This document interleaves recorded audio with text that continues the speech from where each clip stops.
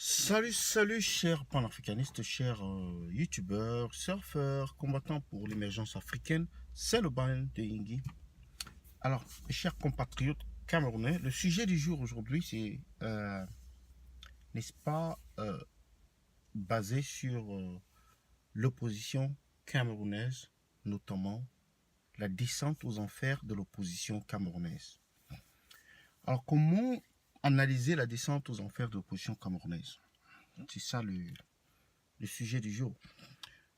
Je voudrais d'abord commencer par, n'est-ce pas, ces années 90 qui ont été, n'est-ce pas, des années de succès où on a remarqué, où on a noté, où on a constaté la force de frappe de l'opposition. C'est-à-dire juste avant, juste en 1990, 90, vers là, les villes mortes, on a remarqué que l'opposition camerounaise, malgré qu'il y ait eu plusieurs partis d'opposition qui ont participé, n'est-ce pas, aux villes mortes, ceux-là, lorsqu'ils se sont mis en commun, a formé un bloc qui a inquiété sérieusement le parti au pouvoir, c'est-à-dire le RDPC. Il s'en est suivi donc, après la fin des villes mortes, ces fameuses élections de 92, où selon Maître Akeremouna, l'opposition a remporté les élections. Alors, il y a des rumeurs qui ont couru au Cameroun que l'opposition avait remporté les élections. Nous, on a écouté ces rumeurs. Mais étant donné qu'on n'avait pas de preuves, étant donné que le STF même n'a pas continué dans la même lancée que celle des villes mortes, progressivement, cet élan de révolution ou bien de réforme ou bien de changement a commencé à mourir. Et c'est là le problème. Maintenant, la posture, quelle est la posture que le parti au pouvoir a adoptée? Ayant vu ou constaté que son pouvoir était menacé et que la population devenait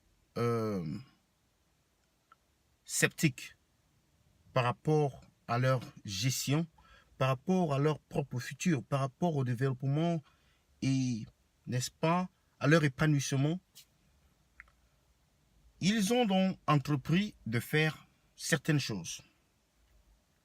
La première, c'est de visser ce qu'on a appelé, n'est-ce pas, cette administration, c'est-à-dire c'est de s'accaparer de l'administration.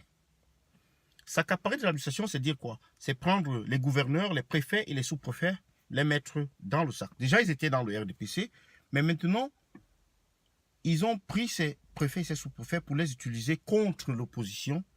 Par exemple, notamment quand vous voulez organiser une marche, quand vous voulez faire un meeting, on va vous donner des refus, alors que normalement, vous avez simplement besoin de déclarer une manifestation et les autorités compétentes, les autorités locales vont vous donner l'assistance en termes de sécurité pour sécuriser la manifestation, justement pour éviter qu'il y ait des débordements.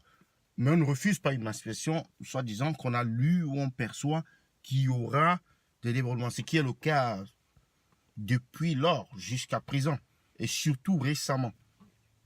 Donc ça, c'est ce visage. L'autre problème, c'était de créer des faux opposants, c'est-à-dire des gens qui, n'est-ce pas, deviennent opposants simplement parce qu'ils ont été payés corrompus par le régime en place pour faire semblant d'être opposants.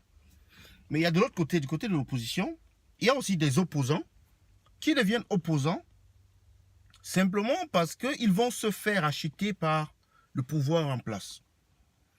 Et également, ce que le régime a fait, c'est de faciliter la création des partis politiques. C'est-à-dire, il y en a partout. Il y en a partout, oui. Les partis politiques, la prolifération. Il y en a partout.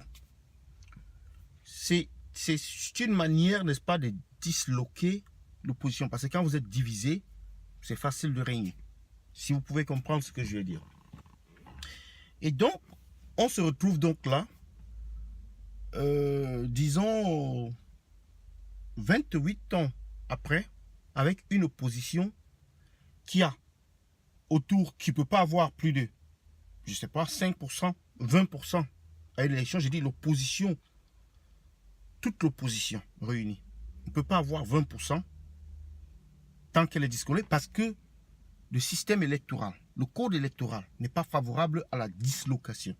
La manière dont les voix sont distribuées, les postes sont distribués, les élus sont, n'est-ce pas, désignés, ne permet pas à des groupuscules, n'est-ce pas, à des petits partis d'émerger. Il y a beaucoup de partis là qui n'ont pas de représentants. Il y a même certains qui n'ont même pas de conseillers. Simplement à cause de cette dislocation-là.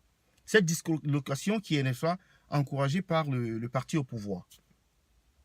Donc c'est là où vient le mal de l'opposition. Mais aussi il faut condamner le SDF qui n'a pas su réclamer leur dû dans cette élection de 92, si il est vrai que c'est le SDF qui l'avait remporté. Nous croyons que le SDF l'avait remporté parce que cet élan-là ne devait que s'achever comme cela. Mais comment peut-on comprendre alors que, ayant atteint ce pic-là dans les années 90, ayant atteint un pic comme celui-là dans les années 90, 91, 92, qu'on se soit retrouvé là, 26 ans plus tard, avec une opposition quasi inexistante. C'est ça la question que je pose. Mais de comprendre que il y a des changements, notamment qui doivent être faits. Il y a ces administrateurs qui doivent disparaître. Gouverneurs, administrateurs non élus, gouverneurs, préfets, sous-préfets. Il y a également ce code électoral qui doit changer. Il y a également la commission électorale qui doit complètement disparaître et créer une nouvelle commission électorale qui, n'est-ce pas, garantit une élection libre, transparente. Et elle est indépendante. Il y a le système judiciaire qui est également coopté par le parti au pouvoir, c'est-à-dire qui ne fait que la volonté du parti au pouvoir. Il y a cette histoire de peur, quand on est un administrateur, quand on est un juge, de dire, cette peur que le régime a créée, de dire, si je pose un acte qui ne sera pas dans la direction d'aider le régime, alors je vais perdre mon boulot. Il y a ce problème. Comment l'adresser? Je vous pose la question. Donc c'est sur cela que je vais vous quitter aujourd'hui, avec cette petite analyse sur l'opposition, la descente aux enfers de l'opposition camerounaise. J'attends vos commentaires, votre participation. Partagez la vidéo. C'est le Banane de Yingui. Merci. Bye bye.